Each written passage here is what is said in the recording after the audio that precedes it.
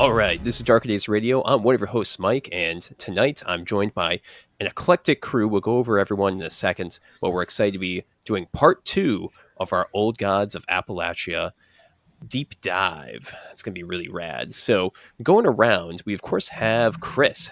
How we doing, Chris? Hello. I'm good. Awesome. And then in dry Mexico, we've got Dave. How's it going, Dave? Yeah, dry and hot, and too early in the morning for this. Yeah, awesome. And then in warm and wet Texas, we've got Chigg. I prefer to think of myself as hot and wet, Mike, but thank you anyway. And then finally, in the cold and wet Great Lakes, we've got Crystal. How are we doing, Crystal? I'm here.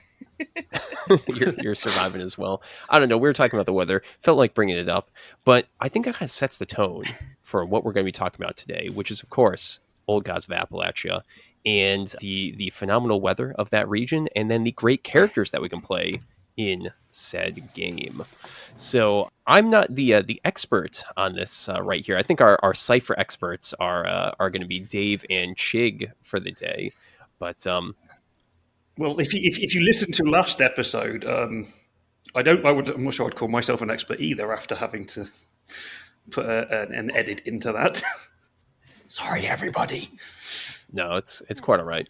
It's a big book. There's a lot going on with it, and things will, of course, get past us, and we'll try to amend things, if we notice it afterwards. And then, of course, if you're on our Discord or something else, we can always talk about things and dive even deeper into these books and figure out more stuff. But before we get to talking about this game, I think it'd be good to just go over any quick news that's been going on, just to keep people updated about the biz of horror role-playing games. So does anyone have anything they want to share that's recently come out or they're really excited about?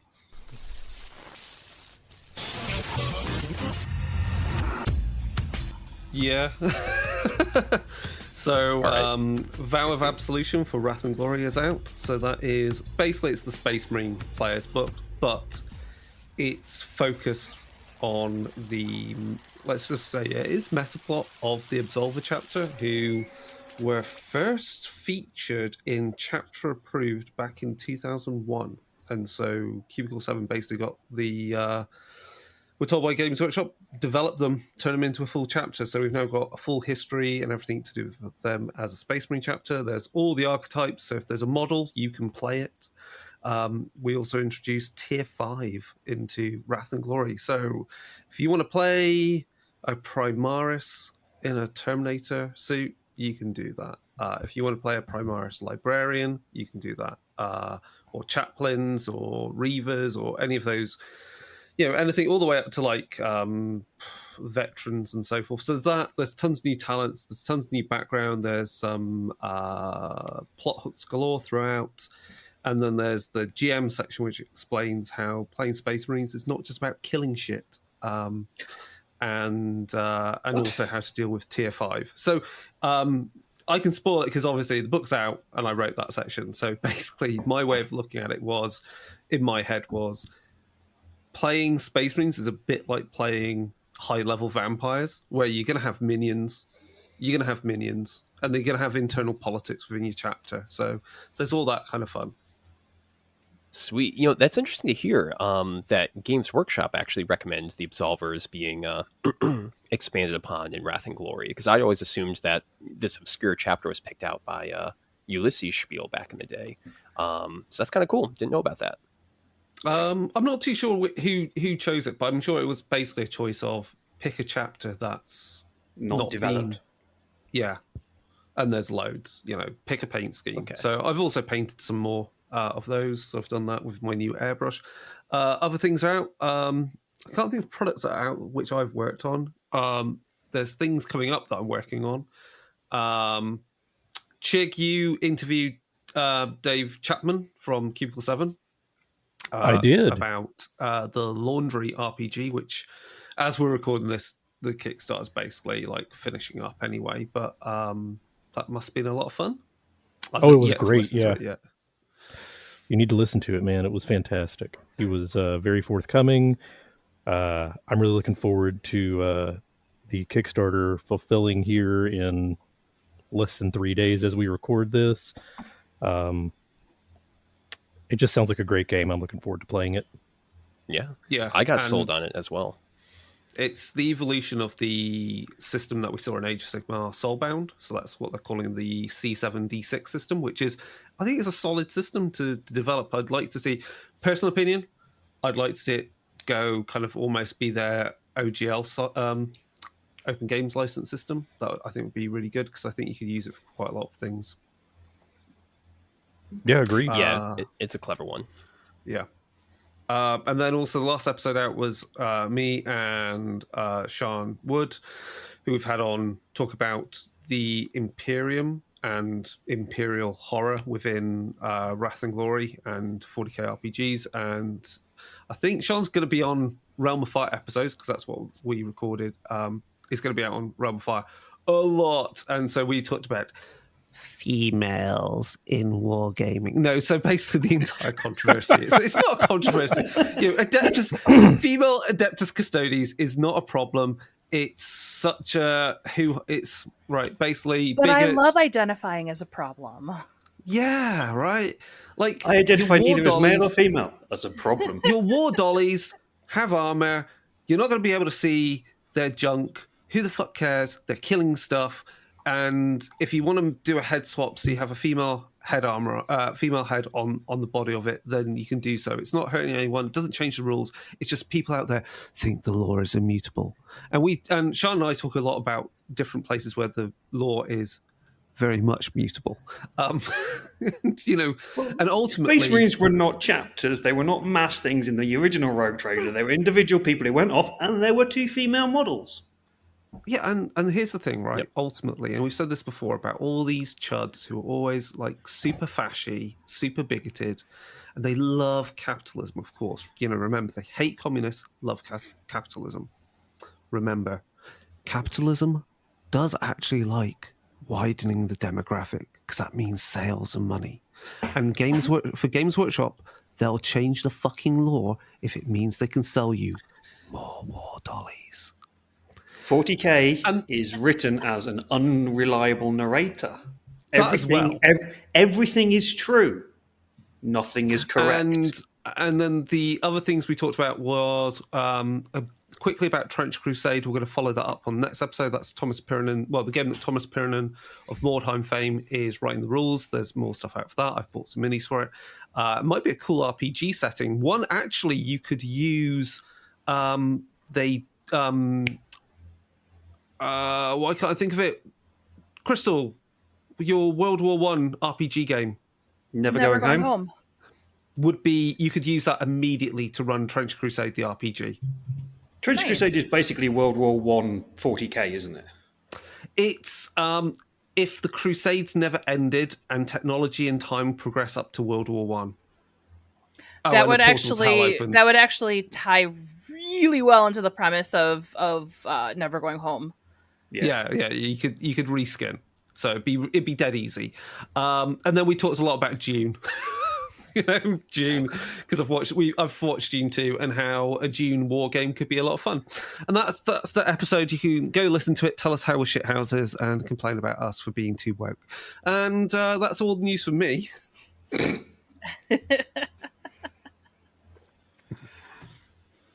Okay, so I have some news coming up. I am actually going to be I'm going to Origins this year, which is in June. So I will be there. I will be running panels. I haven't submitted panels yet. I'll have that information. And then also watch for IGDN, which is the Indie Game Developer Network. I am the resource officer for IGDN. But I'm going to be I'm going to be on one of the panels that's going to be coming up for the summer series, which is Education in Games. I need to join that because that's the independent games developer. Yes, you do. Yeah. I mean, so we probably should actually do like a episode on IGDN because there's a lot of awesome horror stuff. Wedding Games, who does Never Going Home, is part of IGDN. But Cool. I'll talk more about that at some point. We'll schedule that because that's a huge thing in the gaming world, and more people should know about it. They're great. They're at PAX. Cool. Any other things we want to bring up before we dive into some Cypher? Think there is a Kickstarter coming up from Helmgast for another books for Cult. Ooh.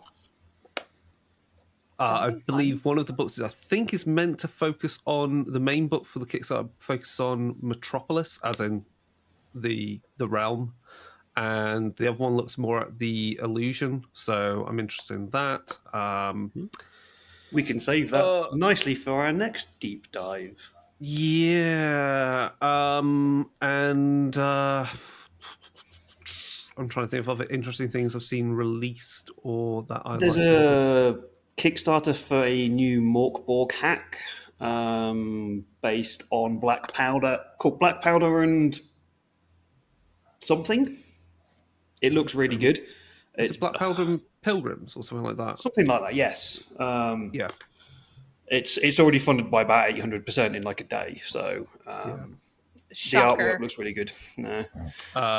Eldritch Automata is coming back. It's very soon to backing it for actual funding rather than Kickstarter. I think that's it. You might get some random stuff in a couple of weeks as I head up to Madison and I get to meet Crystal, and I'll send Maybe we'll record something quick. like, we're in person, and just post that. Why is there a 7-second episode this week? Weird. Well, I mean, like there's when I went to visit a Mike, couple we of- said we were going to do, but we didn't. There's a couple of haunted buildings that we could go eat at in Madison. Oh, Darker Days Ghost Hunting Episode 2. Incredible. In person. Doing it live. I'm sure we can have fun with that. Yeah. I mean, I'm down. Well, I was going to say, aren't most of the people there white and pasty anyway? There's catacombs in Indy. They better be better than catacombs in New York, because I was horrendously disappointed by that. No, there's probably equally just as disappointing, to be totally Yeah. honest. You say There's actual catacombs, historical reasons why you can't Yeah. have catacombs in New York, but it's less You interesting. guys overseas have way better catacombs. Paris. Yeah. Yeah. gold standard. So, but yeah, we can talk about that later. Cool. We can talk about Gen Con later too, We need to plan that. as that comes up. Yeah. All right. Awesome. So let's dive into this episode and talk a bit more about Old Gods of Appalachia, character creation.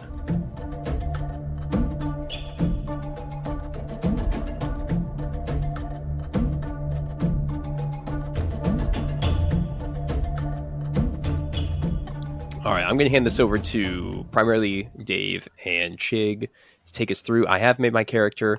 I think some people have not made their characters, though, so we're going to probably go through this whole process and chat about things a little bit. Character creation, super simple, super easy, super quick, super wordy. I think is the key thing here. I think though before you do character creation, there's kind of three key aspects and rules, actual rules. There's rules in this game apparently. That kind of relate to how you might build the character. At least I think understanding these will help you understand how you put numbers where numbers exist.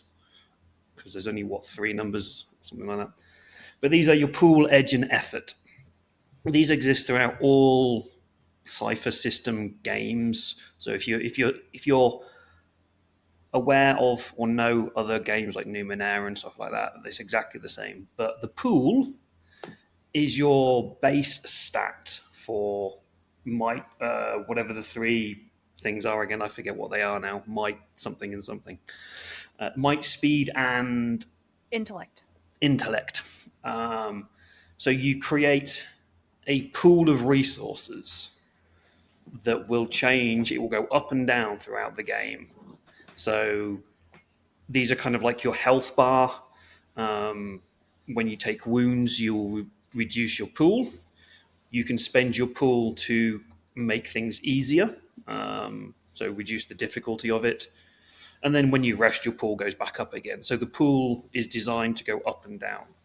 It's also your wounds. It's a bit of a weird system. You don't have a health track. So You if have 3 health tracks, one for might, one for intellect, and one for speed. Yeah. And you can take damage through various things through those, and then you can spend the points as well. So you can rapidly run out of your health. Please don't do that. No, the please next one do is that. It makes for a more interesting story if you get hurt. Well, yeah. So, oh, look, your character now can't move because you've got no speed. What's the next thing? Edge. Edge is the next thing. You generally, we're only going to have Edge 1, I think, in 2 of the stats because we're going to play level 1 characters. This just reduces the difficulty of a skill check by the edge value when you make it. That's it. Obviously, that will go up and stuff. And then there is effort. Now, the annoying thing about this book is it puts these things in like 3 different places. So, trying to remember. You can spend effort to reduce the number of dice you roll. Again, you can spend effort to reduce The target number by... the target. Is the target number not the number you spend from the pool?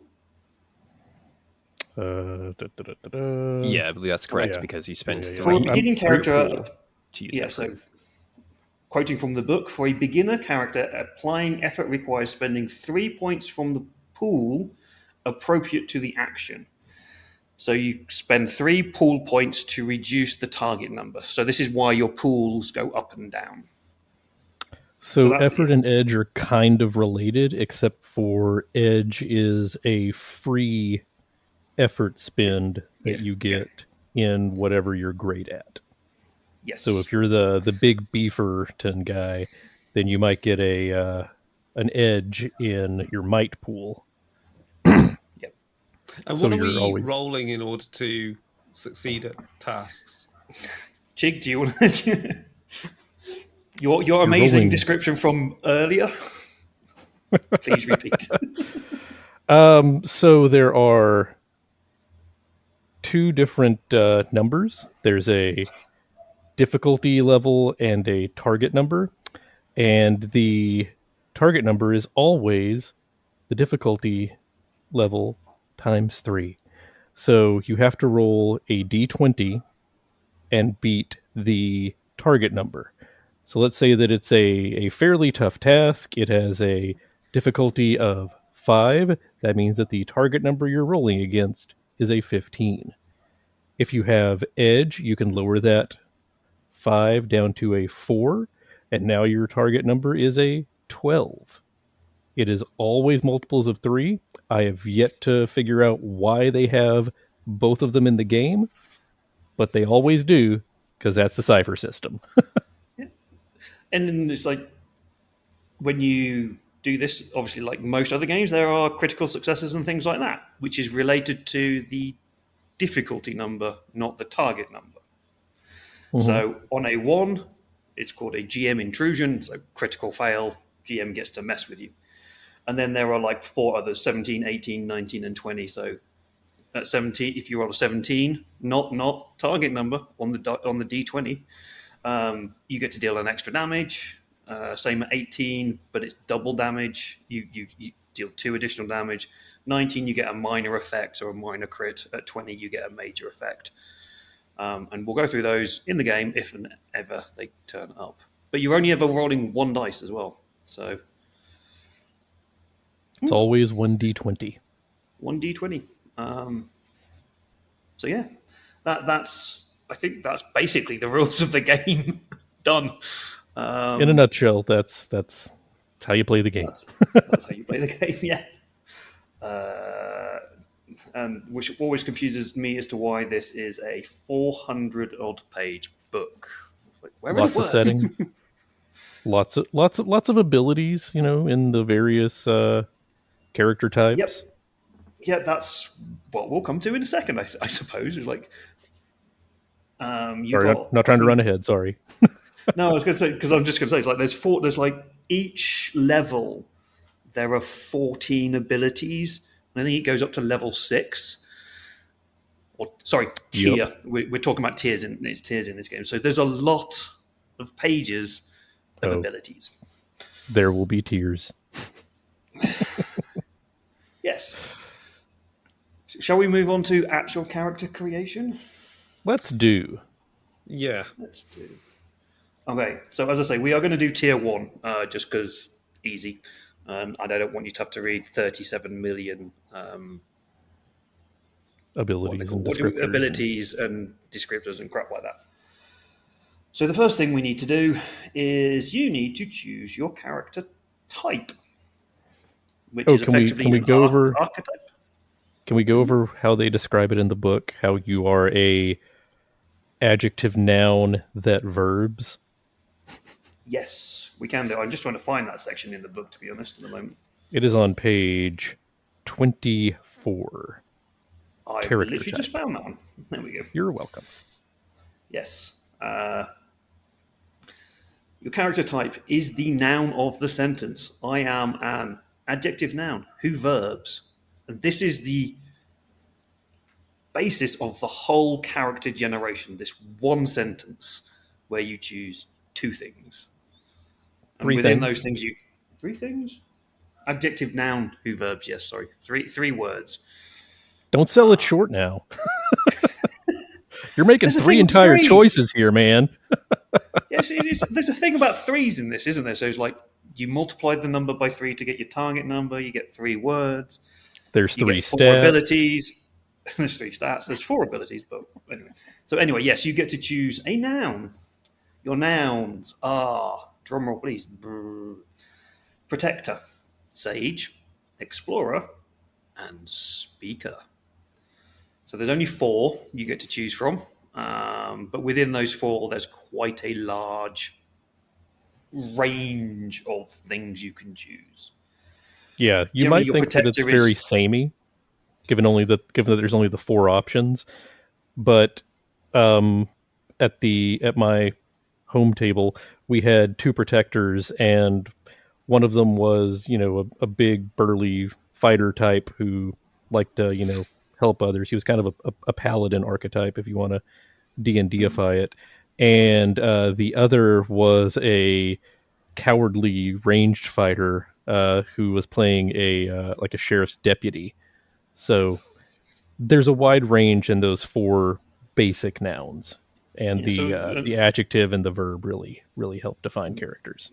really change it. So the protector is very much not the protector. The noun is very much kind of a general concept. So another one of the identity suggestions for protector is a shepherd, because you protect your field and you protect your animals. There's also bodyguard and butcher. So it's a descriptor for you being a protector of any kind of anything. So you could be a forester, you could be a gardener, things like this. So the only one that is kind of a little bit more specific is the sage, because that grants you access to the magic of the world. All the others are the other 3 are non-magical. So basically, what I like to think of when you do these things is ignore those 4 descriptors first, come up with what you want to think, what you would like to play of, and then try and find the descriptor that matches what you want to play. So the game that I'm going to be playing in, I decided I wanted to play Nanny Og as a kind of character type, just because I'm going to be playing with a load of Americans and I like arguing about food with them. And so I did that, went Nanny Og and went, it's probably a sage. And then it all went very wrong after that. She may be cursed. But yeah, so think of what kind of character you'd like to play, and then look at the descriptors and see what descriptors fit that. Is how I like to do it. But other people will probably go, let's look at the descriptors and then go the other way. So But Mike, you already have one written, I'd guess. So what did you choose for your descriptor and character kind of like concept? So just for the descriptor, I chose perceptive. Um, I think it would be good maybe if I kind of describe my concept for my character, because I came up with that as you recommended, Dave, and then I started to kind of zero in based off of what nouns and verbs were in the game to choose from. So the concept I was going for was kind of an old timer who'd been collecting things from the railroads and the train tracks for years and years, decades. When he was a young chap, he found a smoothed penny on one of the rail gauges and thought it was pretty cool, and then just kind of kept collecting things. Yeah, precisely. I thought it was kind of like a nice little, youthful touchstone to kind of base things off of. But of course, collecting all these things, I'm sure he's found some strange things over the decades. So, I went with perceptive for the descriptor because nothing Perceptive? I saw in there You're talking about really. the adjective. We want the noun first. Are you protect? Do you mean protector? No. I'm talking about for a descriptor. That's the perceptive one. For the noun. We're talking. Yeah, so we're talking about type. the type at the moment. So I think Okay. he's going off of what's on the character sheet. yeah, it's going It's off on what the descriptor character type, sheet. who, focus. Yeah. Yeah, Yeah. the book does not work in adjective, noun, verbs. It goes through noun, adjective, verb, because the character type is the thing that defines where the adjective and verb kind of fit into it. So, what type did you go for? And Yeah, so for the type, I went with Explorer. Out of those four, Protector, Sage, Explorer, and Speaker, Explorer seemed to fit this kind of general concept the best, I thought. So that's cool. why I went with. Cool. So we have our explorer who likes to wander down lonesome railroads. Just don't go into the tunnels. I'll try not to.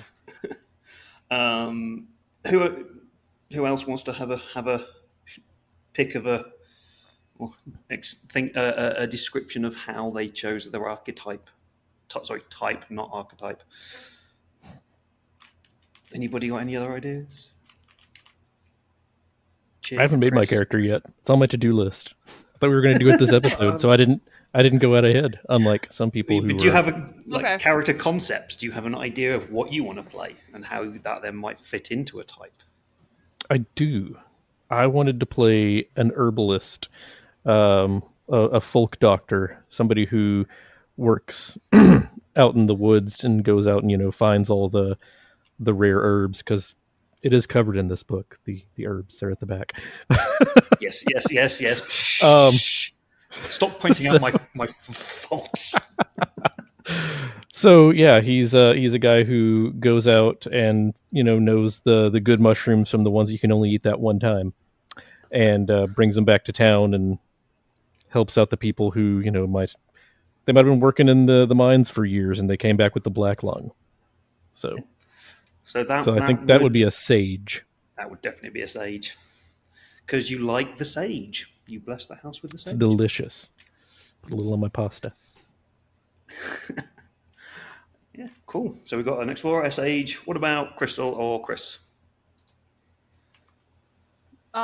So my idea I kind of played around with was the reluctant matriarch of a family.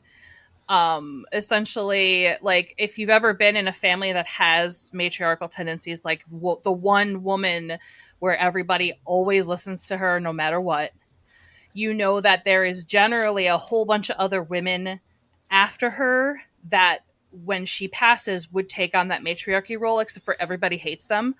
And so it ends up passing to the one person that they don't want it at all. And so that's what kind of happened. And so that's kind of where I went with that, is that she was raised in this family where, like, ancestors and stuff like that are all very, very, very important.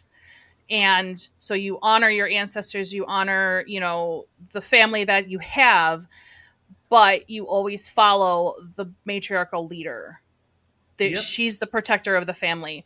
I wanted to actually, because she's the reluctant one and not the one that wasn't, or that was anticipating going. I kind of wanted to wait to see where everybody was going to be for character types, because I wanted to choose something that nobody else had. But she is going to be a smart protector, and the protector specifically is going to be patriarch who fears no haints. She works with the dead. I like that. Yeah, because my thoughts there were protector or speaker. Yep. But as we say, this is another way that you can bring in that protector idea. It's not just the muscle. Though the protector kind of does lean into the muscle a little bit. But I'd say if you've ever argued with a matriarch, she ain't afraid to throw around. Get those slippers out. Yeah. Cool. So we've got someone who's going to beat you over the head with a slipper. A wooden Chris. spoon, Dave. Come on, it's a wooden spoon. So I've gone with a rebellious explorer who delves the darkness. So they work for a mining company who has come back to deal with his estranged family, having been out at the big city. So clearly resents having to come back, but work has sent him there. Yeah, cool. So yeah, so you see, most people there, we've been given the whole sentence, but so we've got 2 explorers, a sage, and a protector. No, we have one of each. No, we didn't get a speaker. You're right. No, we didn't get a speaker. No. Sorry. Yes, you should be. So when you go into each of the 4 types, you can roll. This is like the one random aspect of character creation, which you can roll, or you can choose, or you can make your own, because Cypher system's very much about write what you want, and then we'll come up with an idea.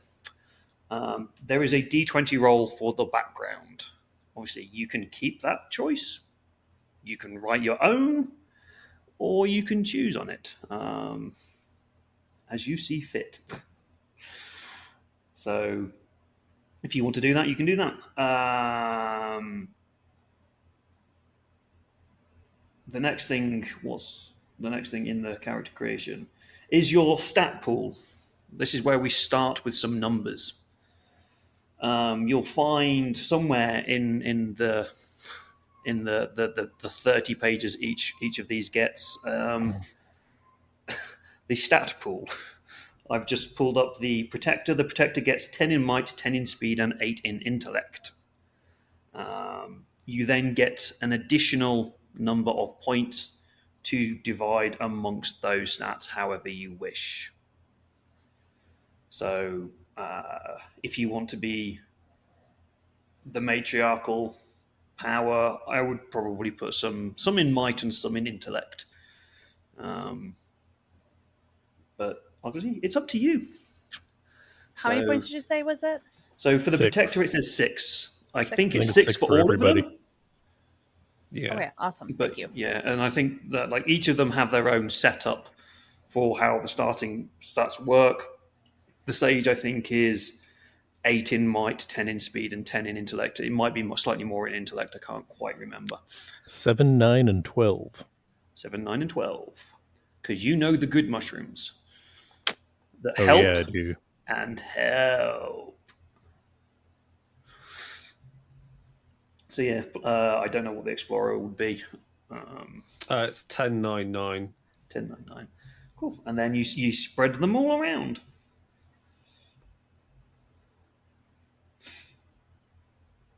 Cool. So those stats also define your starting pool, Yes. These stats are your starting pool. and the pool is something which you pay points out of to do things. Yes. Right. Yes. So you will pay points out of your pool to reduce the target number of a dice roll. Some of the ciphers and some of the abilities also require you to spend points out of your pool. Yeah. And also, if you are stabbed by something, you're likely to lose points in your might.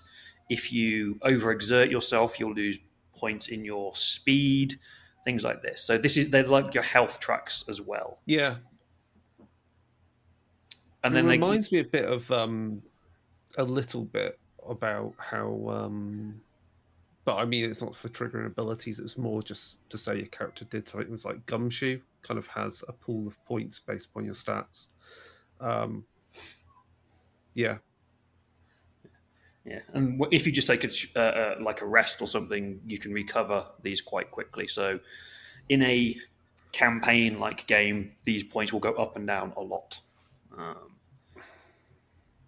So yeah, so once you've put your 6 points around, again, as you go through this and you get your descriptors, your adjectives and verbs, they will also it will increase specific pools. Your abilities might increase specific pools as well. So I'm just going through how this is listed in the book, not how I would probably create the character, but how it's listed in the book.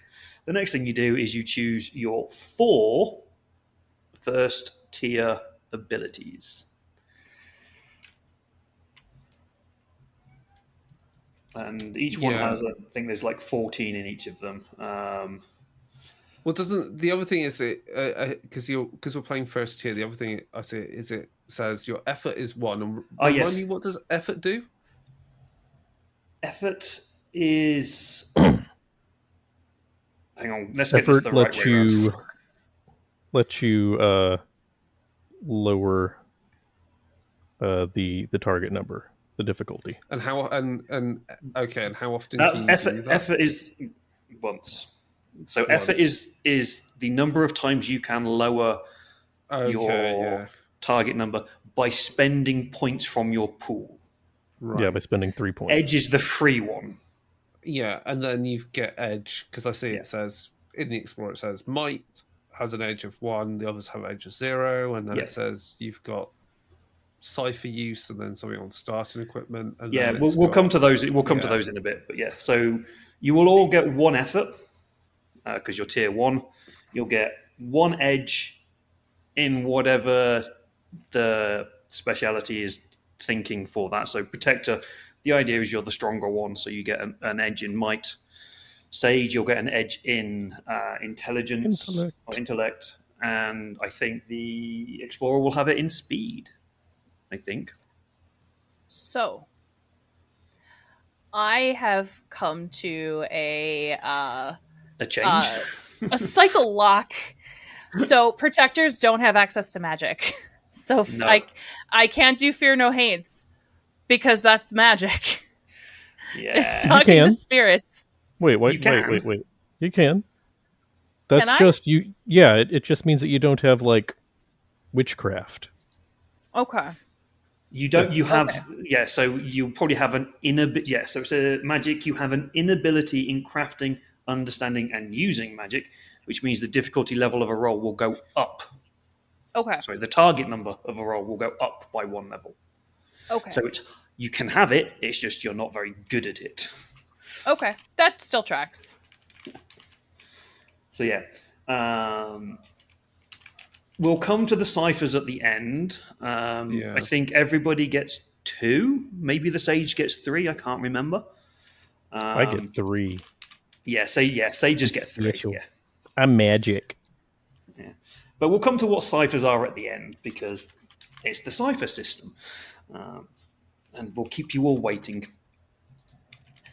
So, looking here, you get your area of knowledge. You are trained. So, for the protector, you are trained in 1. This is where we're going to have a long conversation about skills, I feel.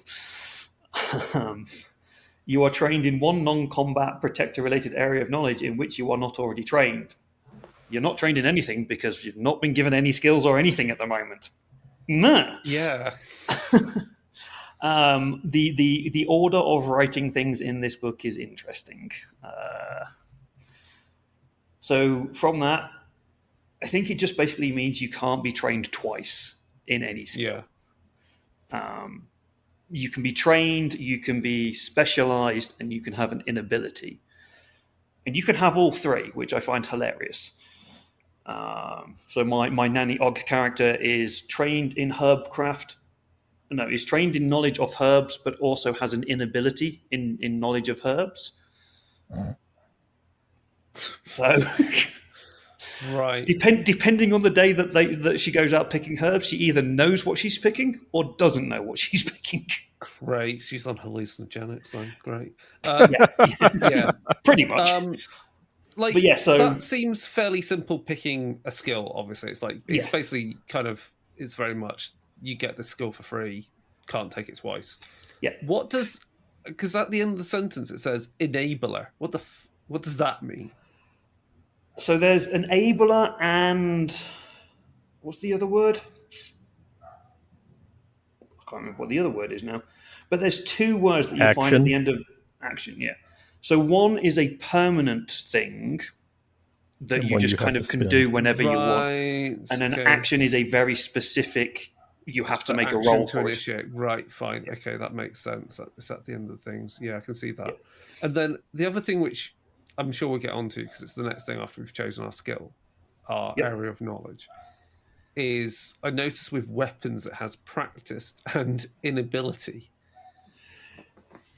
Yeah, so practice is the same as trained, basically. It means you right. can I was use thinking it. it's that, right? Because I was like, there's nowhere on the sheet to put how you're skilled with weapons. So I was like, is this the same as skills? Let's just quickly check what it actually says in the book, but because we know that I've already got things wrong in this whole thing, so we'll go to the actual page, which if anybody is listening and following along, it's page 129. Practiced.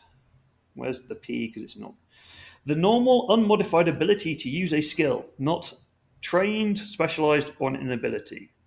Your type determines what weapon and armor skills you're practiced in. So it basically means you can use the weapon normally. You don't add or minus anything from it. So it's different. So it's not, you could be, so in the weapons, you could be practiced, trained, specialized, or inability. Okay, fine. Yeah. Right. All four, because this game likes to have fun like that. Right, okay. Fine. So So trained, you've actually trained in it. It eases the task by if you become very skilled at your task, you become specialized instead of trained. You do not need to be trained to attempt a task. Hang on, it doesn't really tell you what it does, but basically, being trained eases the task is the sentence that they use, which reduces the difficulty by 1. Specialized, I think, reduces it by 2. Reduces it by 2 steps. Inability increases it by 1. So this is why you can have this kind of up and down of all of them together. Right. Practice just means you can use a weapon. Yeah. So yeah, the protector can use a weapon. On the whole weapons front, all weapons have a listing on the type that they are as like light, medium, and heavy, and that just defines the base damage that it does. There's no rolling for damage. If you hit someone with a medium weapon, you are doing 6 points of damage. Flat. There's no change in that. The only thing that changes it is armor. So right. So we'll go back to area of knowledge. So you've got to you choose one area of knowledge that you are not trained in. So the protector has butchering, engineering, laws, logging, mining, prison system, or railroading. But also you can kind of choose your own. Again, it's kind of like you can write your own idea of what your character is. So with Crystal being the matriarch, you'll probably, as a kind of idea, you could choose laws, but it would maybe be law of the family, law of the land, something like that, rather than specific laws itself. So think of the way things are described. Okay, yeah, I did pick laws. I'll think on what I want to do with that. Yeah, I'm going to let you all discuss that while I just quickly go check something? So obviously, I'm taking herbalism as my area of knowledge. Yeah, and I've taken mining because I know the railroads.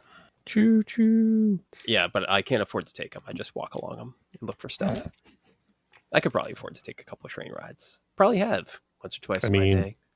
Anybody who can run fast enough can afford to take a rail trip. Hop in them boxcars, my friend. My dump stat is speed because my guys. Well, so. So did anybody pick a background yet? Or create a background from the random table? Yeah, I rolled for one, but I'm not sure if I want to use it. I also rolled for one and said no, I don't like that. And see so then valid. I picked one. Here we go. I get a 15, which is that makes sense. You've got duties here, but you wish you didn't. There's so much out there to see. Pretty nice. Yeah, that makes sense. Mine was I was a bouncer at a brothel. Well, this game just took a turn.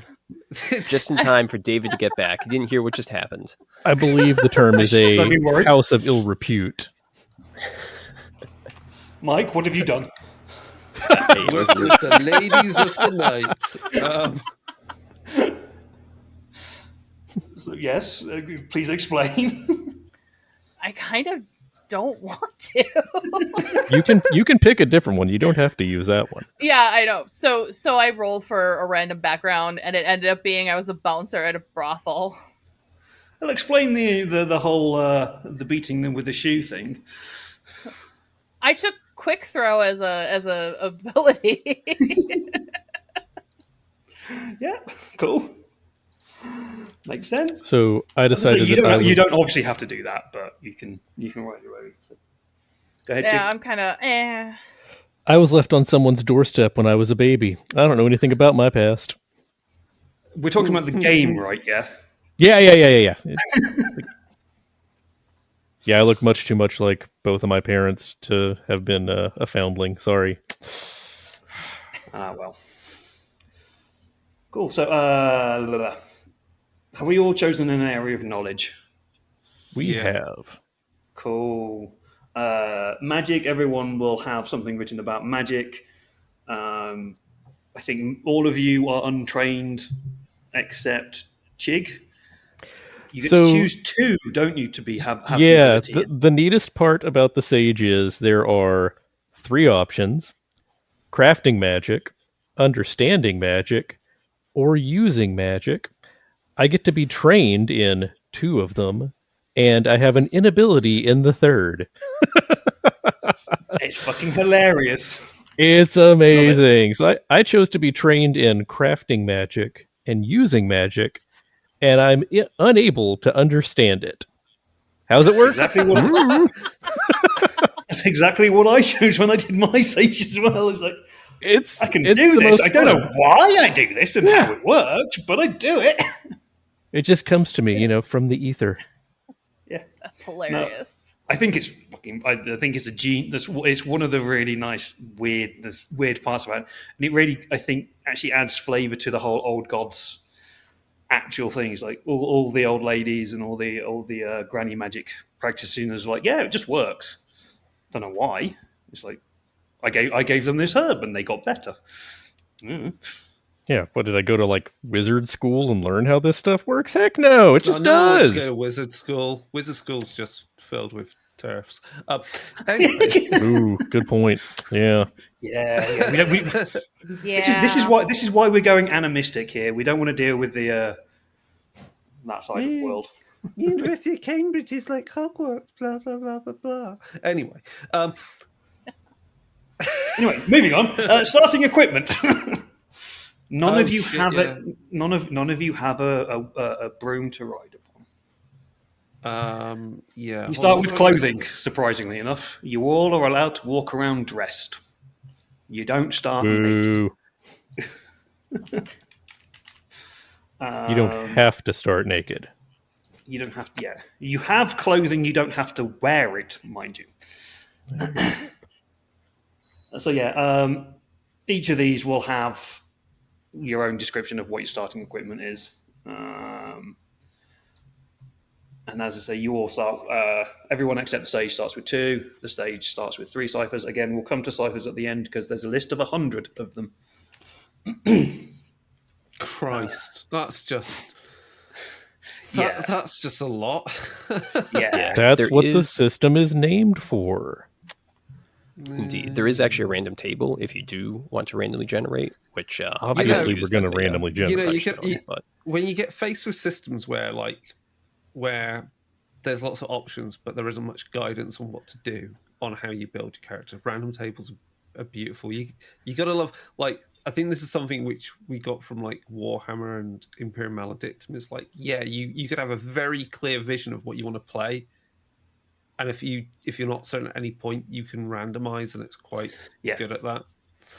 Anyway, but those systems are great because it's like you can randomize and then you get a bonus because you're randomized. However, here there's not, the whole thing is randomized, but there's no real bonuses to randomizing it. So, but yeah, anyway, so read your starting equipment, apply it to your character sheet, and any special things that come with it. So, if you start with a ranged weapon that requires ammo, you start with 12 of that type of ammo. You get free ammunition. Fuck yeah. So I've got a gun, but I now need to go to the market and buy. Oh no, the bullets are rare. I can't afford them. I've got a useless weapon. Beat someone over the head with the butt of it. But you actually get ammo here. I refused. Where's equipment? Chapter 7. It's later on. It's like 2 chapters further down. It's I refuse not... to take any weapons because that's not the kind of game I'm playing. Yeah, there's what 20. There's not only is this like 400 pages long. There's like 20 chapters in this book. Everything's broken into a chapter. So. Yeah, because I'm allowed 2 expensive items, 2 moderately priced items, and up to 4 inexpensive items. Yeah, so equipment. We have the same equipment list. Page 122. It starts on 122. There's a table goes to 123. on one. Yeah, so it's just basically tables. I think I got some random ones, and I think I just chose a boat for some completely no real reason. Because I thought it was funny. Indeed. I can get a pony cart, but no ponies. My expense. That's a good thing to break up. Because it was Nanny Og, I took moonshine. Fair enough. Yeah, you know, for my equipment, and I know some people are making their characters. Maybe that's a good thing to pick out equipment. You know, kind of after the show, just to keep this to a good radio. But you know, I was taking a look at what's going on here with like weapons and everything, and that's not really what I was going for, as I mentioned. So I just took a walking stick and a rucksack. Thought that was good for what old man Jimmer would have, just wandering around picking up stuff. Yeah, so it's like for Nanny Og, obviously she won't be in this game, she's in another game. Her expensive items were a saddle and moonshine. Saddle because she found it and thought it was cool. Never ridden a horse in her life. The moderately priced items were boots and a wheelbarrow because she likes to go out into the forest and put random plants that she may or may not know what they do into her wheelbarrow and take them home. She's got to move that saddle around somehow. They're heavy. Yeah. And her inexpensive item was cooking equipment because it's Nanny Og. She's got to cook. And I also got a notebook for some reason. I don't know why I got a notebook. It was free. But yeah, so it's just a list Where of are the random ciphers? Ciphers are right at the end, and we'll come to those at the end. Don't choose a cipher yet, Gotcha. because that involves conversations and things.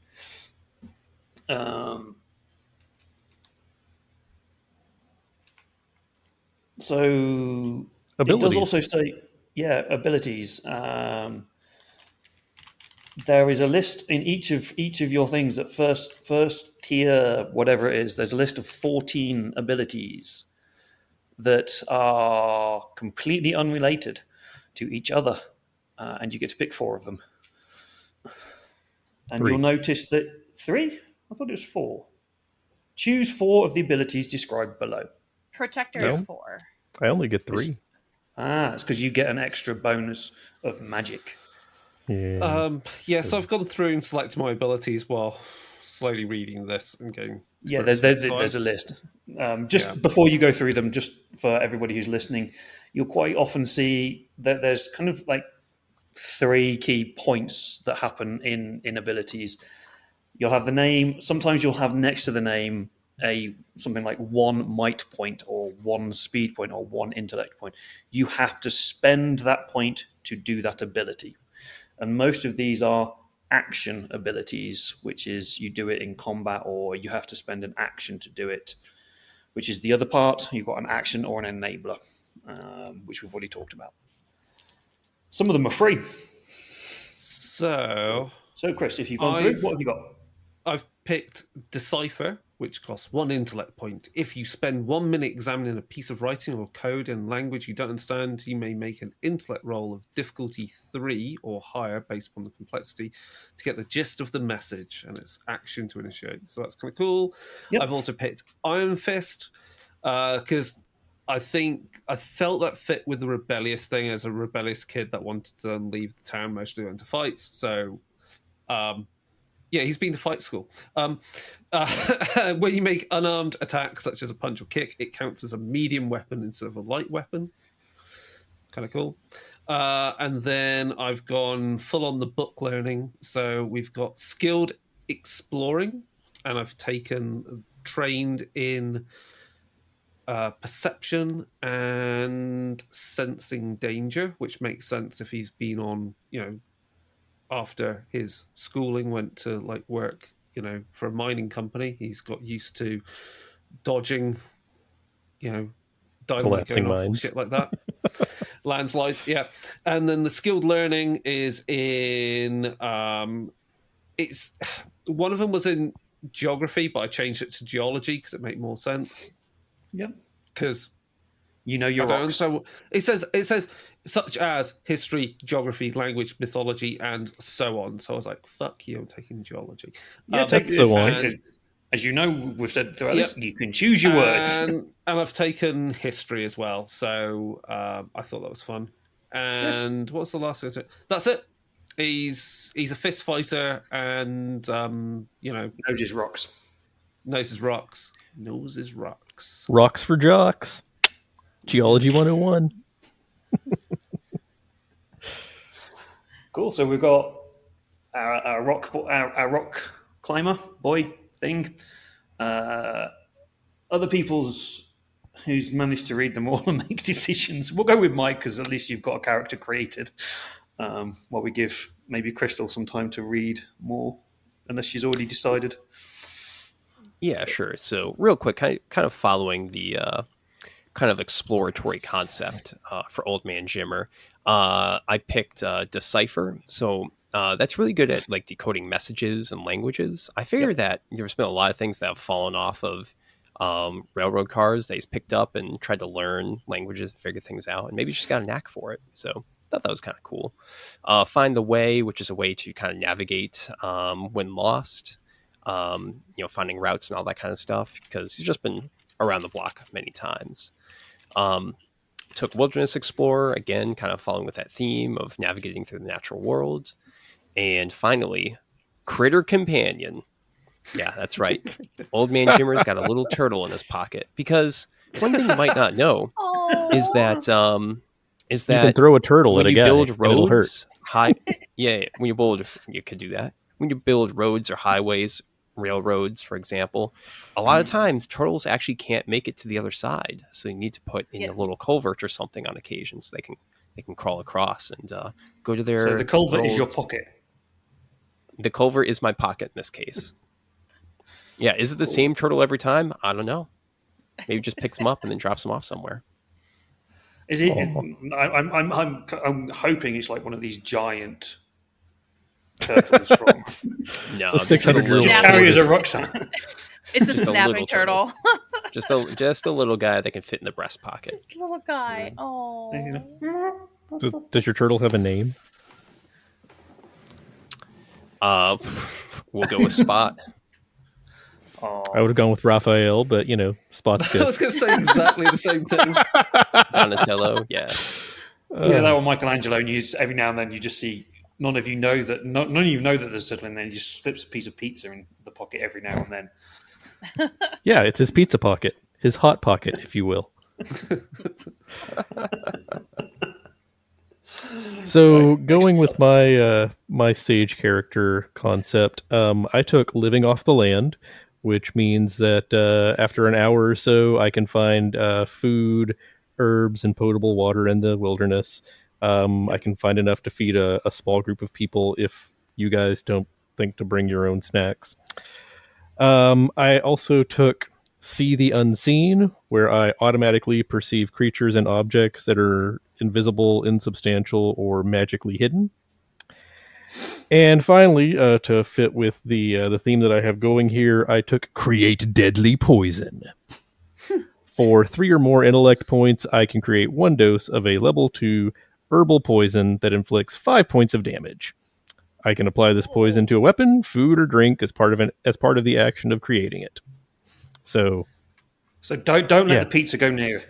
Don't give Chigg pizza. You might lose your turtle. Right, Poor cool. Raphael. I would never poison him. Okay, and Crystal.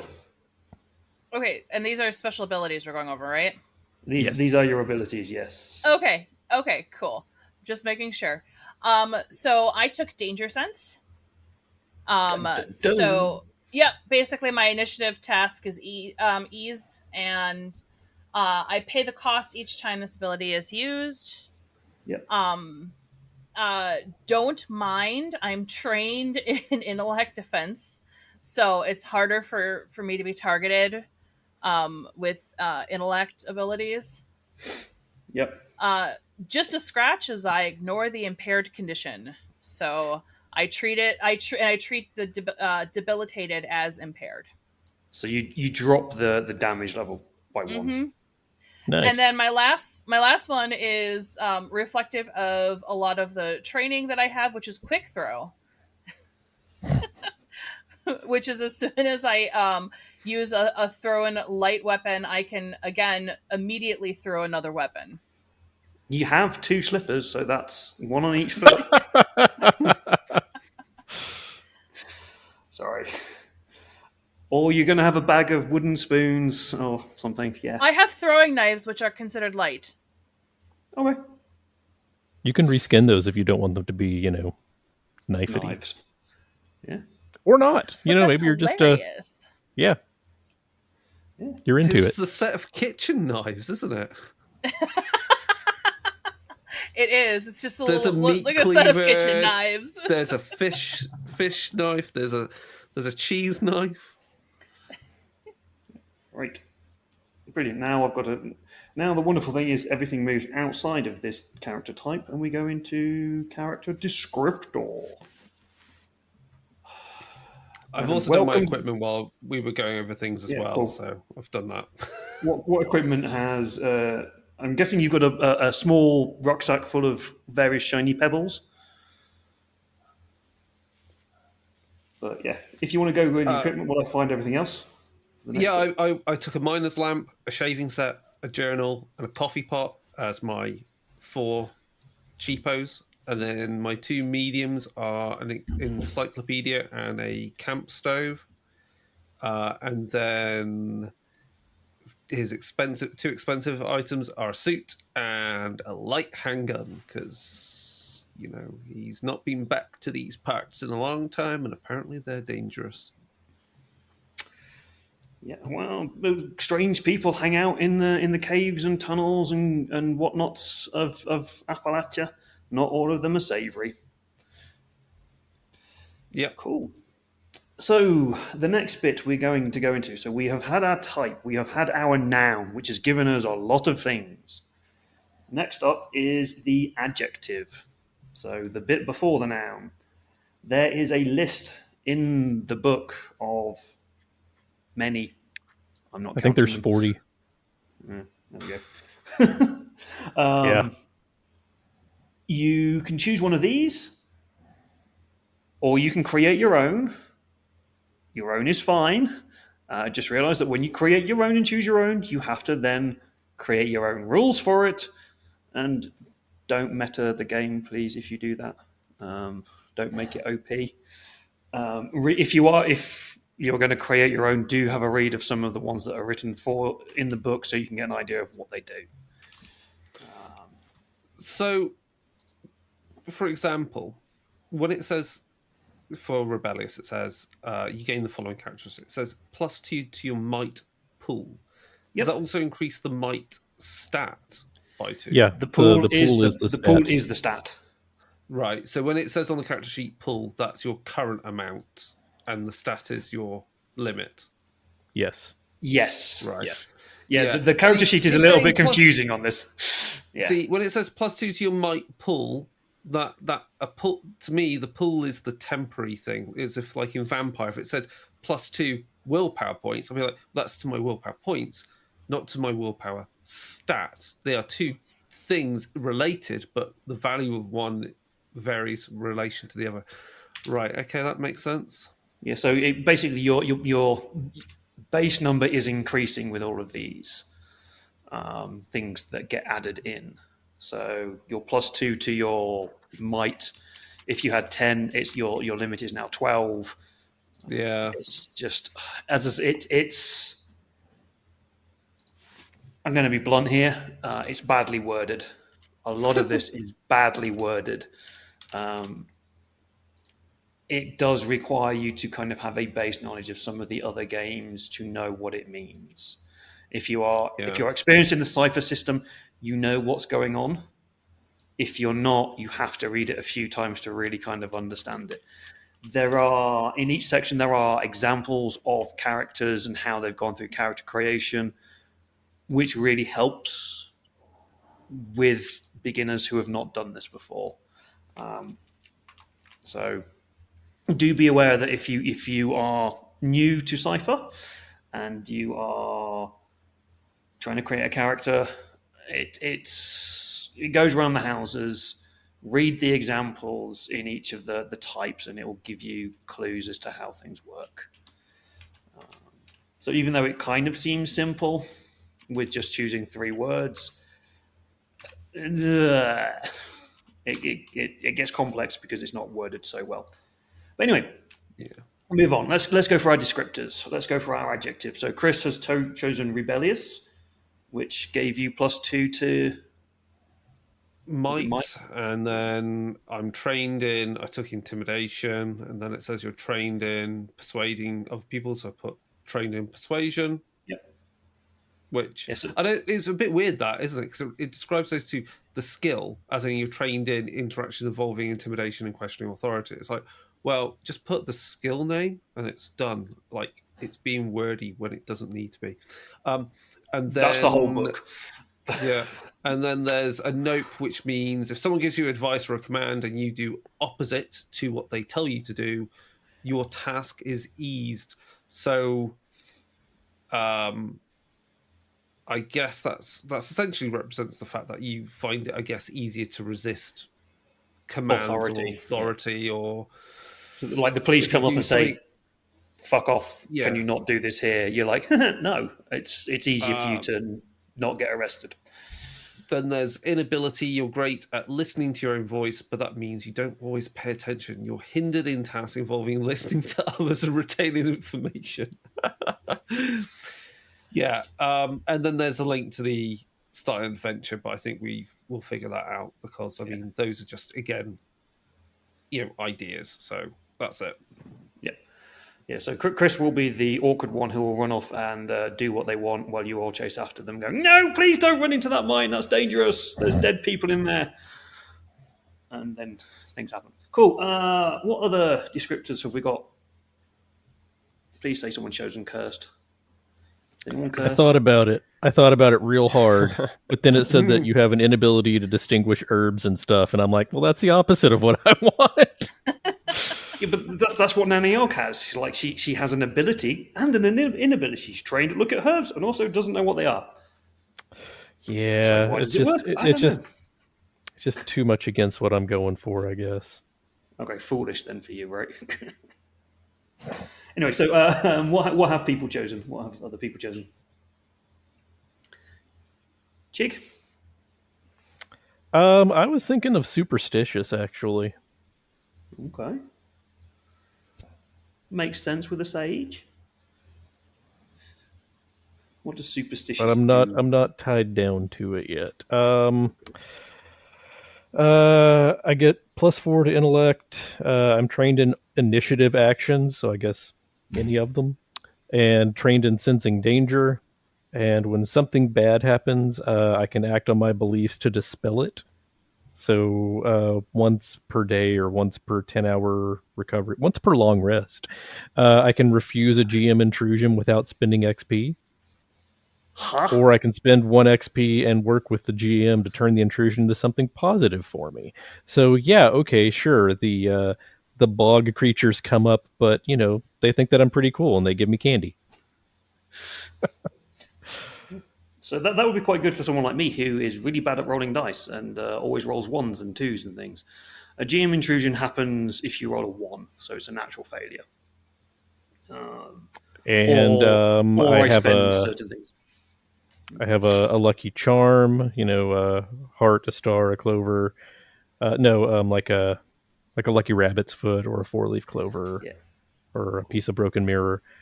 And anytime I am unable to take an action, such as if my hands are tied or I'm knocked out or whatever, my next action is hindered because sometimes I just can't do anything to stave off that bad luck. But I'm not married to superstitious yet. Mike, you have obviously already designed your character. What did you choose? Yeah, I chose perceptive. I was looking around. There wasn't anything that I really liked among these, but perceptive seems to be closest for somebody that would be wander around train tracks, just looking for stuff. Maybe something a little rare that might be tucked away. So I mean, it gives me like +2 to intellect pool, and a few things. The skills, again, as Chris alluded to, are a little weird. So it seems like you really need to kind of describe them yourself, if I'm understanding this correctly. So, for example, one of the skills is you know a little about everything. You are trained in any task that involves identifying objects or calling to mind a minor detail or a bit of trivia.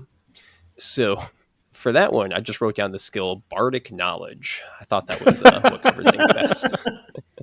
Covers it all. Because, yeah, otherwise it could be a couple different things, or it could almost be like 2 or 3 different skills. So I thought that was the best coverage I could get to describe things.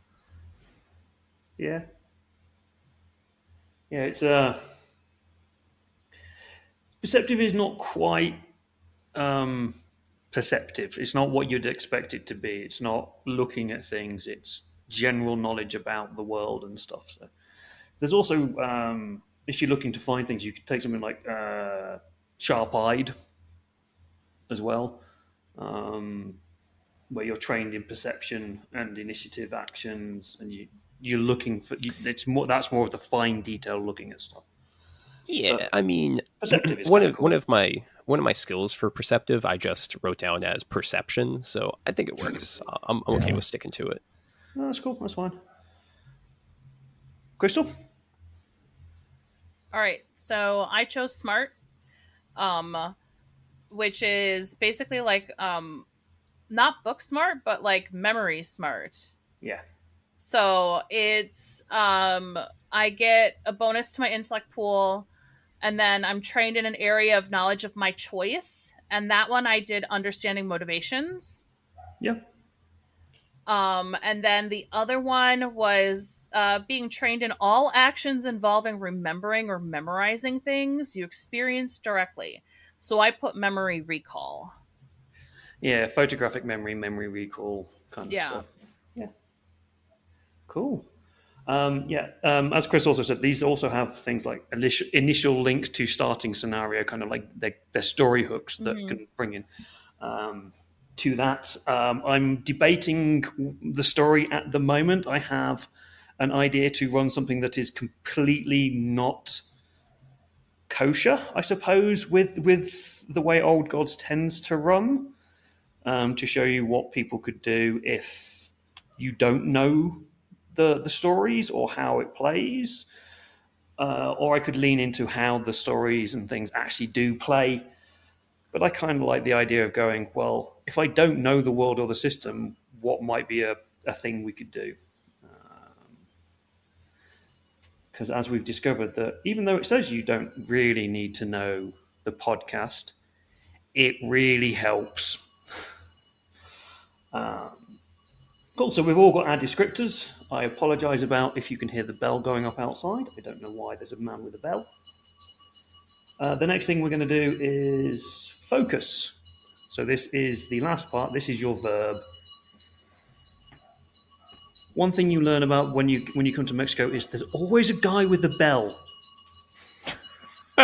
Always. There's always a guy somewhere around the place with a bell. I've never worked out what they're for. I thought they were for trash collection at one point, but trash collection was yesterday, so I don't know why he's running around with a bell. I don't know. This could be an old god of Appalachia right here. Please don't say that. I have creepy woods outside my bedroom window. Anyway, so yeah, we're going to go on to verbs, and which are called focus or foci.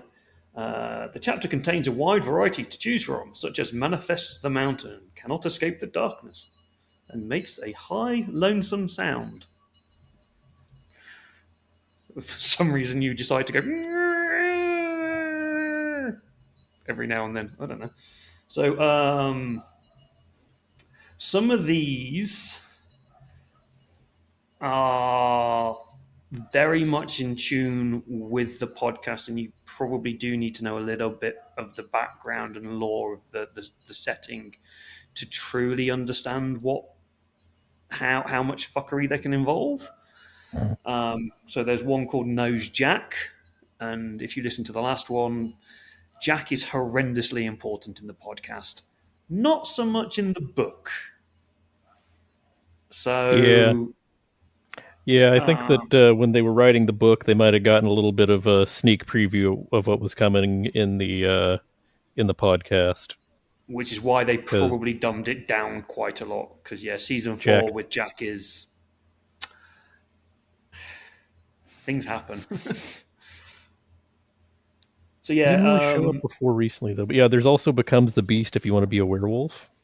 Yep. Which also is something that showed up in season 4, the most recent season as we're recording this. So yeah, so there are things here that are connected to the podcast, but so it does help knowing the podcast, but it's not necessary, as they say. You can take your own spin on what it is. So we shall start with Crystal. Have you chosen a foci or a focus or a verb? Yep, I did. Fears no haints. Now did we have the discussion last time what a haint was? Yeah, we did a little bit. Yep, cool. Spooky things. So what does fear no haints do? I am not a stranger to death, but death isn't where my focus and strengths truly lie. Instead, I look to those who've long crossed the threshold. So it's the spirits and everything like that spirits, haints, ghosts, and those who have no longer a physical form. You can basically commune with those with beyond. the dead. Yeah, use a necromancer. Shh. But don't tell anybody, because that's a bad word. Mike, I'm just kind of going around on the screen, the order that you're appearing on my screen now. Yeah, absolutely. So Old Man Jimmer does what needs doing.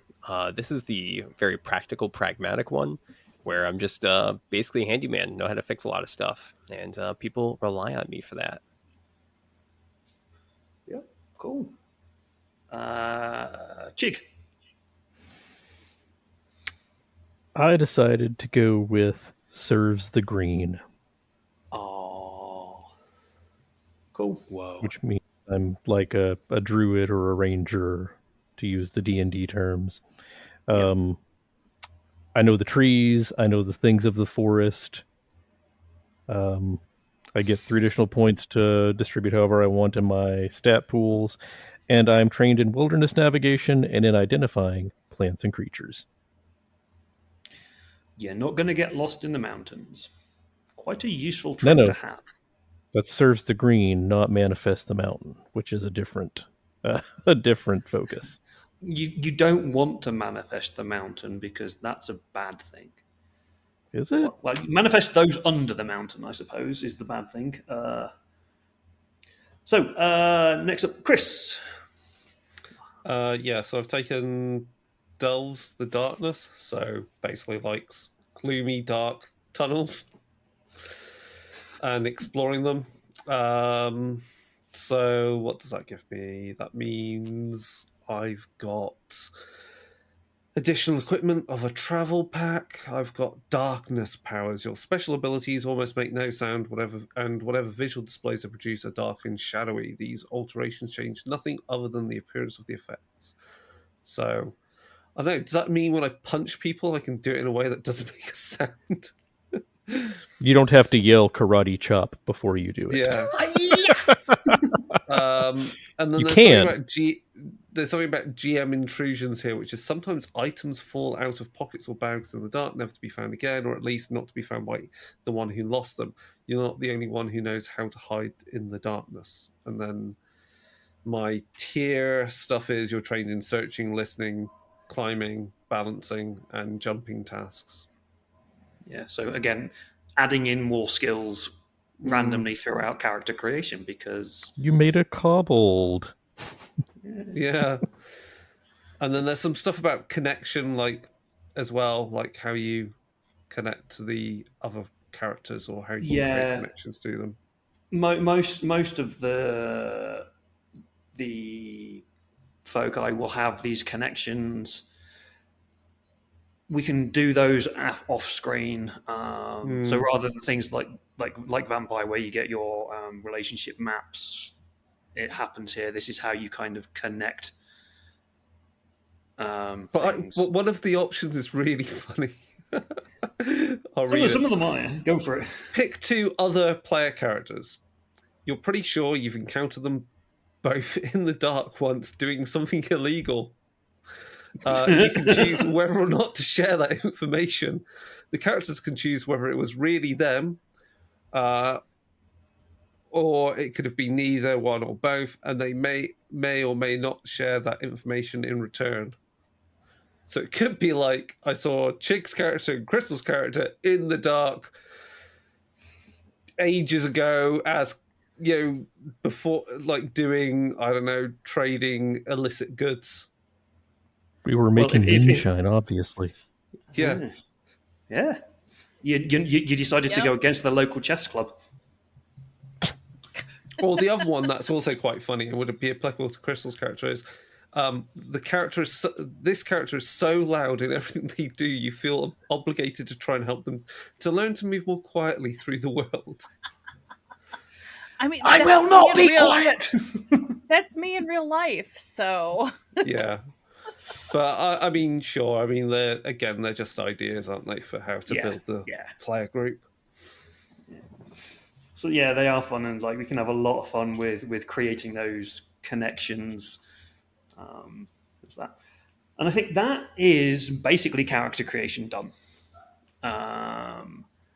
The only thing that happens now is we need to choose our ciphers. Now, the ciphers are somewhere later in the book, and I can't remember where. They're towards the end, just before all the adventures in chapter 18, page 311. Indeed. Yeah. So, like the band. Chigg, do you want to take a little bit of this? Sure. Explain the cipher system. The ciphers, for which the cipher system is named, are single-use items. Sometimes they're magic. In this setting, they're almost definitely going to be magic. Sometimes in other settings, they are health potions or grenades or what have you. Given that this is a fairly low magic setting, it's going to be something like a twist of hair that you can use to ward off one particular bad thing that's coming after you. And the system encourages you to use them because, one, it's the name of the system, and two, as soon as you use one, it's gone. It's a single use, but then you find another one. So the idea is if you get something that you don't care about, great, sucks to be you, but you can use it when it comes up, and then you can get something better, hopefully. Yeah, they're usually either determined by the GM or randomly determined. So for someone like Chris's character, who or Mike's character, who like to go around, pick things up off the floor, you go, oh, there's a shiny thing, pick that up. Oh, it's actually a Cypher, and you just pocket it and keep it. One of the key things beyond just their actual use is, yes, you have a limit about the number you can carry, but you can carry more with a consequence. So even though it says you've got a limit of 2 or a limit of 3, if you carry more each day, you roll on one of the on the table, a d6, and things can happen. So the thing can just kind of lose its potency and just not become a Cypher anymore. It can turn it up to a stronger thing, or it can mess with yourself as well. So there's different things that could happen. And we can play with that if we want to in the game. Yeah, so that's what they are. They're little trinkets. And then there's the Cypher table. The Cypher table is on page 314. There are 90, just over 90, like 95 of them. Some of them like double numbers. So right, you can either choose these, or you can roll for them. I would probably recommend rolling for them, because unless you want to read all 100 of them. Yeah.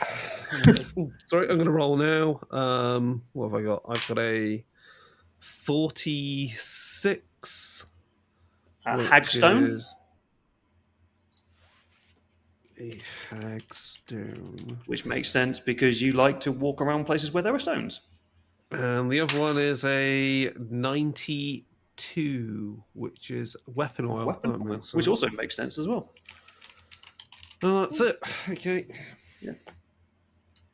I do talk in the edit that I threw for the first episode. I do talk a little bit about some of these ciphers, because this is kind of where some of the folklore comes into the game, and some of the actual Appalachian connections do come in. So, who wants to go next? Who wants to roll randomly?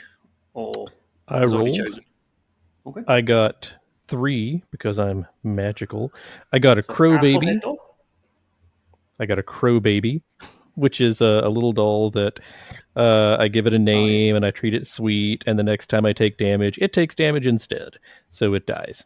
So it's very nice of the crow baby to jump in front of whatever that was for me. So you have an animal that you use as a meat shield. No, not an animal. Person.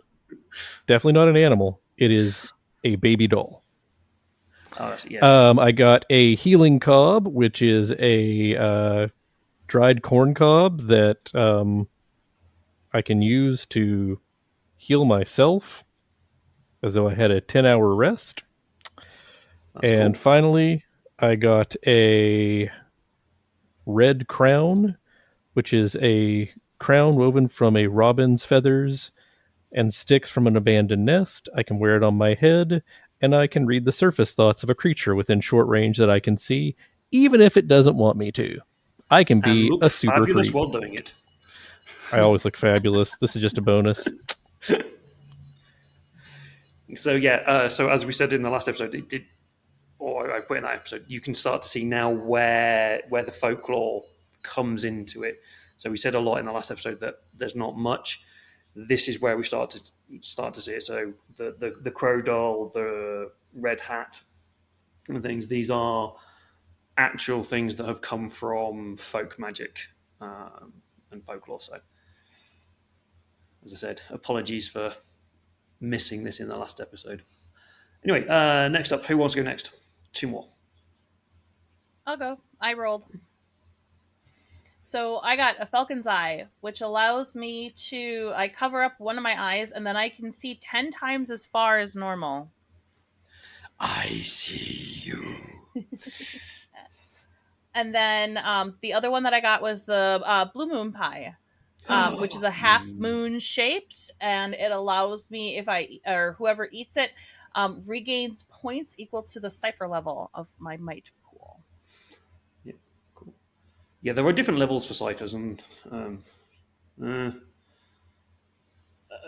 you will roll those when we use them. Oh, it's literally just an apple pie. It makes you feel better. That's adorable. Yeah, but it was made during a blue moon, Mm-hmm. which makes it special. So finally, Mike. Yeah, so I also randomly rolled, and first off, I got the Danger Bone. This is a large bone with some holes in it that I can play a little tune on, and then my friends, the other players here, will be able to save me, or know where I am at least. Know I'm in danger. And the other one I got is a plumb bob. So this is a little object hanging from a string. I can let it down and then ask it to basically find someone for me, and then it'll point me in the right direction of that individual. So I sure hope there isn't a kidnapping or a mystery to find somebody in your game. They're over there. It's a divination. It's a divination tool. It's like, oh yeah. We need to know that. It's a diviner's pendulum. Yeah. Yep. Cool. And so that's that. We will hopefully see more ciphers when we play the game. As we say, you get them as soon as you use one, you get another one. So please do use them. Let's try and cipher through the ciphers during the game, and that is character creation. I think that's it. I don't think there's anything else that we need to do in there. You should all have a wonderful written character sheet. We do need names as well. Brian Connolly. I was going to say, let's wrap up with the general idea of what the characters are. So give us your name and that sentence so people can have an idea. So we'll start with Chris, if you've got a name for your character. Yeah, it's Lawrence Boone. Boone. Yeah. And the sentence? Oh, yeah. So it's a rebellious explorer who delves the darkness. Cool. Crystal.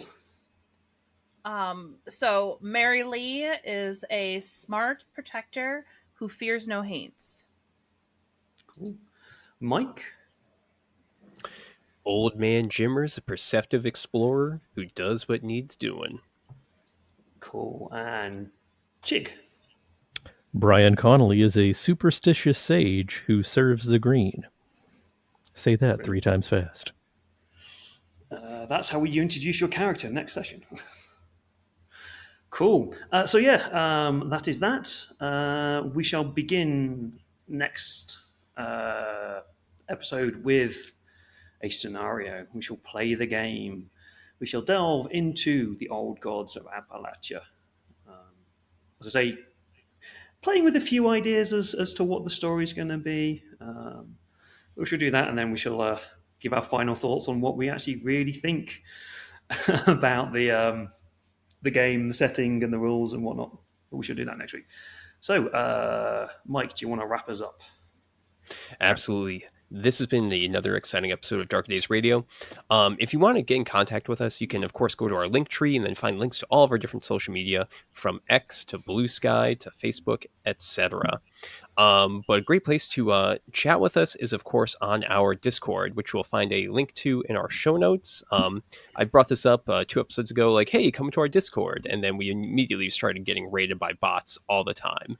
That has been stabilized, we believe, and things are looking good. We've got new humans coming and talking to us. So if you wanted to chat, I think that's one of the best places to get in contact with us and just talk about different games. We had some good discussions going on about Chronicles of Darkness, actually, and how to simplify them. I gave some tips for Vampire the Requiem, but I got to figure things out for Forsaken and Mage, which is going to be a bit more challenging. So lot of cool stuff to talk about, and just other random horror role-playing games.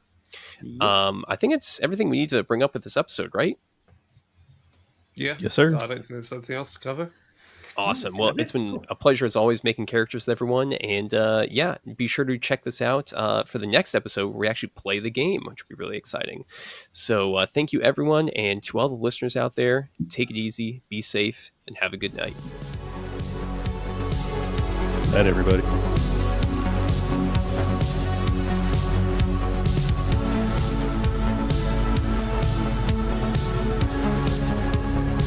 This has been an episode of Darker Days Radio. Special thanks to Occam's Laser for the intro, outro, and new bumper music from their hit album, 9 Circles. Check out the rest of their work at occamslaser.bandcamp.com.